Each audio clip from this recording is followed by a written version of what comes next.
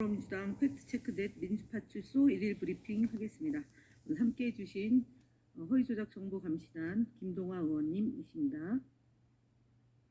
예, 제보 현황 보고 드리겠습니다. 4월 23일 9시 기준으로 1223명 방문했고 380건의 제보가 접수됐습니다. 매체별로는 SNS 27.11%로 가장 높은 수치를 기록했고 그 뒤로는 네이버 23.42%, 유튜브 13.68%, 커뮤니티 6.32% 순서로 제보됐습니다.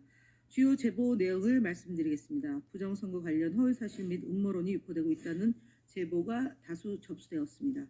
특히 트위터에는 중앙선관위가 이미 51.2%의 득표율로 민주당 후보의 당선을 준비했다는 근거 없는 내용을 담은 유튜브 댓글 캡처 이미지가 공유되었고 해당 게시글은 민주당 지지율이 낮으니 사전투표를 이용해 표를 조작할 수 있을 것이다 라는 극단적인 음모론성 댓글이 이어지고 있습니다. 이와 같은 부정선거 음모론은 4월 22일 DC인사이드 국민의힘 비대위 갤러리 커뮤니티에서도 그대로 인용되어 유포되고 있습니다. 4월 21일에는 부동산 스터디라는 네이버 카페에서도 가짜 투표지로 인해 국민의힘 후보가 무조건 패배할 것이다. 4천만 명의 중국인들이 투입됐다. 제2의 4.19 혁명으로 국민이 이길 것이라는 허위사실을 선동하는 부분별한 내용이 게시되고 있습니다. 민주당을 중국과 연관지어 공사나 프레임을 씌우려는 시도도 확인되고 있습니다. 4월 22일 DC인사이드 국민의힘 비대위 갤러리에서는 민주당이 중국인을 위한 일자리를 한국인이 넘보면 형사처벌하는 법안을 발의한다는 터무니없는 내용의 게시글이 유포되고 있습니다. 불법 선거운동이 의심되는 카톡 단체방에서는 여전히 내란을 옹호하는 선동이 이루어지고 있습니다. 제보자는 본인의 동의 없이 63 비대위 전체방이라는 단체 채팅방에 강제로 초대되었으며 그곳에서 서부지법 자유청년들은 죄가 없다, 즉각 석방하라는 문구를 기반으로 행진을 모의하는 등 내란을 정당화하려는 내용이 공유되고 있습니다. 해당 단체방에서는 선거와 관련된 정치적 선동까지 이루어지고 있다는 점에서 불법 선거운동의 가능성도 함께 제기되고 있습니다. 주요 대응 현황 말씀드리겠습니다. 이진숙 방송통신위원장의 정치적 중립 위반 행위에 대한 대응입니다. 이진숙 방송통신위원회 위원장은 지난 3월 23일 본인의 페이스북 SNS를 통해 최상목 대행이 현행범이라면 이재명 대표도 현행범이다라고 주장했습니다. 방송통신위원장이 4.3 재보궐선거 기간에 정부 여당을 편들고 야당을 비방하는 등의 행위로 명백한 정치적 중립을 위반한 겁니다. 이는 선거법과 국가공무원법을 위반한 행위입니다. 이뿐만 아니라 이진숙 위원장은 3월 5일 인터뷰를 통해서 자신의 탄핵 심판은 민주당, 민노총, MBC대 이진숙의 싸움이다는 정치적 중립을 위반하는 발언도 이어졌습니다. 우리 국민소통위원회에서는 이진숙 방송통신위원장의 선거법, 국가공무원법 위반 혐의에 대해 경찰 고발을 대응하고 있다는 점 말씀드리겠습니다. 언중위 제소 및 심리 결과 등 언론 대응 현황 보고드리겠습니다. 스카이데일리가 운영하는 유튜브 채널 스카이데일리 TV의 영상 중 백혜련 의원에 대한 계란 투척 사건을 자작극으로 주장한 3월 23일 영상과 이재명 후보가 대통령이 되면 한국이 중국의 속국이 될 것이라는 주장을 한 4월 7일자 영상에 대해 언론중재위에 제소했습니다. 해당 영상들에 대해서는 유튜브 커뮤니티 가이드라인 위반이며 구글의 별도 신고 조치도 진행했습니다. 4월 22일자 보도 수신료 통합징수 방송법 개정 KBS 암울한 미래는 공영방송 이사 추천과 관련된 사실관계를 왜곡하고 있어 이 역시 언론중재위에 제소하였습니다. 어제 진행된 언론중재위 심리 결과를 보고드리겠습니다. 먼저 자유일보 4월 6일자 보도 탄핵 인용 자신했나 이재명 헌재 선고 3개월 전 대선 캠프 꾸려는 정정 보도로 언론사와 합의하였습니다. 같은 날 보도된 무슨 일 있어도 이재명 왕조만은 막아야 한다는 제하의 기사에 대해서는 합의가 이루어지지 않아 인터넷 선거 기사 심의 등 후속 대응을 해 나가겠습니다.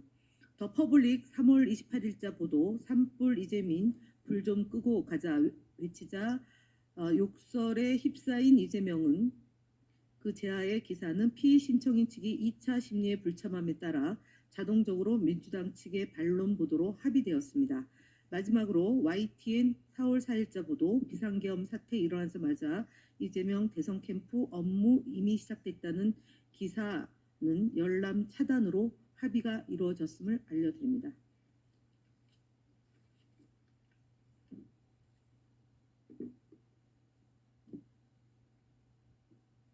네. 다음 허위사실 유포, 공정성 위반 발언에 대한 방심위 신고 등 방송 대응 보고 드리겠습니다.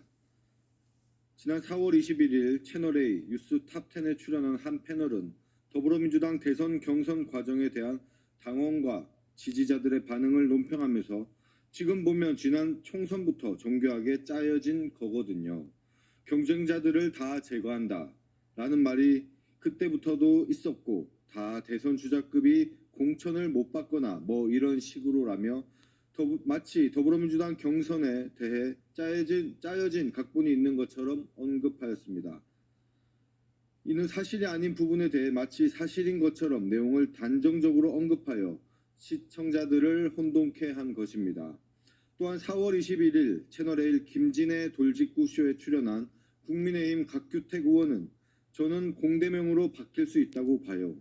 공포의 대통령 후보. 90%의 지지를 받는다. 이런 것은 숫자가 주는 어떤 공포심이 있어요. 국민들이 보시기에 과연 민주적인 정당인가? 이 후보가 정말 대통령이 되었을 때 어떤 반대의 여론 이런 부분에 귀를 기울일 수 있을까 하는 공포의 수준까지 저는 간다고 보여집니다. 라고 발언하며 더불어민주당 이재명 대통령 선거 예비 후보에 대한 공포 이미지를 만들어 시청자들에게 부정적인 인식을 심도록 허위 발언을 하였습니다. 같은 날 CBS 라디오 김현정의 뉴스쇼에 출연한 국민의힘 나경원 의원은 결국 이재명 후보가 당선되면 우리나라 신용등급 낮아지고 우리 경제 어려워질 것이다라며 더불어민주당 이재명 대통령 선거 예비 후보에 대해 부정적이고 잘못된 인식을 시청자들에게 심어줄 수 있는 허위 발언을 하였습니다. 위 사례들을 방송통신심의위원회 허위사실 유포 및 객관성, 공정성 위반으로 신고 접수하였습니다. 대선 기간인 만큼 방송사는 공정성과 객관성이 훼손되지 않도록 노력을 기울여야 할 것입니다. 국민소통위원회는 앞으로도 더욱더 면밀하게 살펴보고 기울어진 운동장을 바로잡는 데 앞장서겠습니다. 다음 국민의힘 거짓말 시리즈 94번째입니다. 권성동 국민의힘 원내대표가 4월 22일 개최된 자당의 원내대책회의에서 민주당이 관처법 개정에 반대하는 근본적 이유는 친중 사대주의 때문, 지금 진행되고 있는 중국의 서해 공정에 대해서도 단 한마디도 못하고 침묵하고 있다라고 주장했습니다. 더불어민주당의 친중 프레임을 씌우기 위해 중국의 서해 구조물 설치 논란을 지속해서 언급하며 친중 사대주의를 운운하며 거짓말을 하고 있는 것입니다.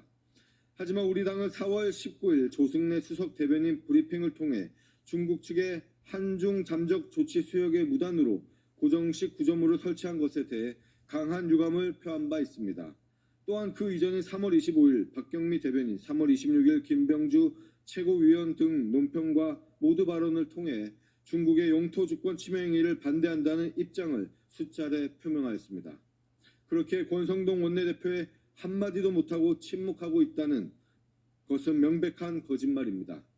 또한 간첩법의 경우 개정안의 국가기밀과 군사기밀 범위가 모호해 우리 국민에게도 피해가 갈 수 있다는 우려와 악용 가능성이 있어 신중히 검토하자는 입장임에도 권성동 원내대표는 친중 사대주의 때문이라는 거짓말을 하였습니다.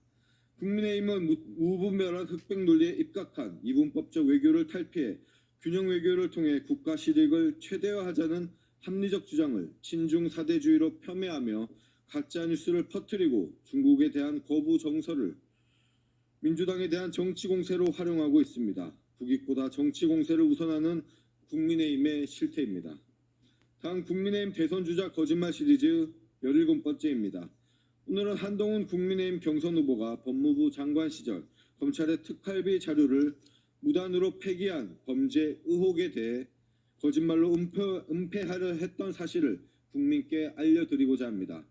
2023년 6월에서 7월경 언론과 시민단체가 검찰의 특활비, 업추비 사용 내역과 검찰이 그 내역을 무단 폐기한 정황을 상세히 공개하여 사회적인 논란이 되었습니다. 이를 두고 당시 한동훈 장관은 그해 7월 국회 법사위에서 2017년 9월 이전에는 2개월마다 자료를 폐기하는 게 오히려 원칙이라고 해명하였습니다. 하지만 이는 명백한 거짓말이었습니다. 2017년 1월 4일 발표된 기재부 예산 집행 지침에는 특활비 집행 관련 증거 서류에 대해서는 특활비에 대한 계산 증명 지침에 따른다라고 명백히 되어 있습니다. 문제가 제기되자 당시 한동훈 장관은 8월 21일 국회에 출석하여 지침이라기보다 그 당시 상황에서 교육할 때 월별로 폐기하는 관행이 있었다라고 말을 바꿨습니다. 거짓말이 드러나자 관행이었다고 말을 바꾼 것이었습니다.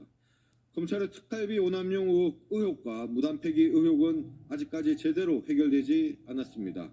두 사안 모두 단순한 지침 위반을 넘어 중대한 위법 상황입니다. 검찰 특활비 오남용 상설특검 법안 처리에 여러 정당이 공감대를 형성하는 이유입니다. 지금까지 검찰 조직은 정치 수사, 보복 수사 등으로 윤석열 정권의 하수인 노릇을 하며 과거부터 이어오던 쌈짓돈 특활비, 제19 감싸기 등의 특권을 강화해 왔습니다. 한동훈 후보는 그런 검찰 조직과 윤석열의 총화였던 인물이었습니다. 거짓말로 검찰을 감싸기 급급했던 한 후보가 부패투성이 검찰 조직을 제대로 개혁해 정상 조직으로 되돌릴 수 있을지 의문입니다. 이상입니다.